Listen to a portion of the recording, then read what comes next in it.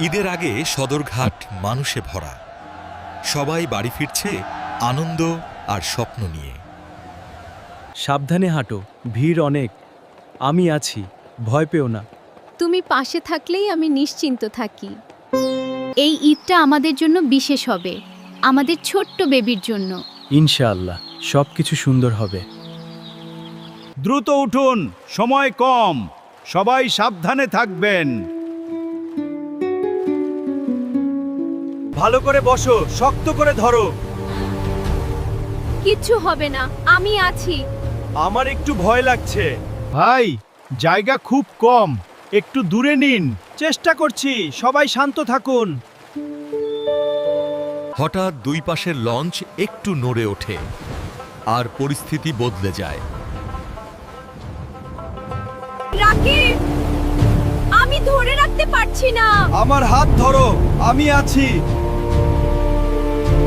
তুমি আগে যাও,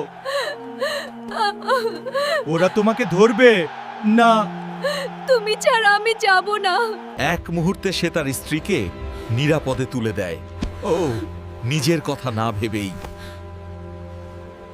রাকিব, তুমি কোথায়? কেউ তাকে দেখেছো? আমরা খুঁজছি, আপনি শক্ত থাকুন। চারপাশে উদ্ধার কাজ শুরু হয়। সবাই চেষ্টা করে সাহায্য করতে, কিন্তু সবার ভাগ্য একরকম হয় না।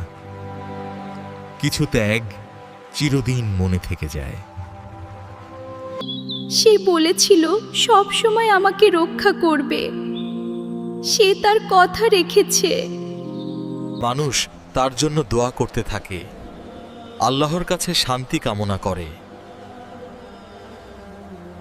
নদী আবার শান্ত হয়ে যায়, কিন্তু সেই দিনের স্মৃতি থেকে যায়।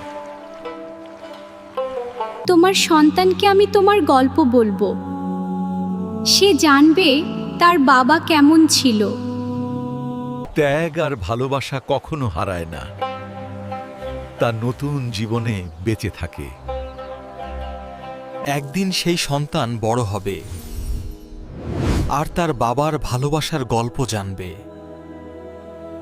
ভালোবাসা মানে শুধু থাকা না, কখনো কখনো তা ত্যাগের মধ্যেই চিরদিন বেঁচে থাকে।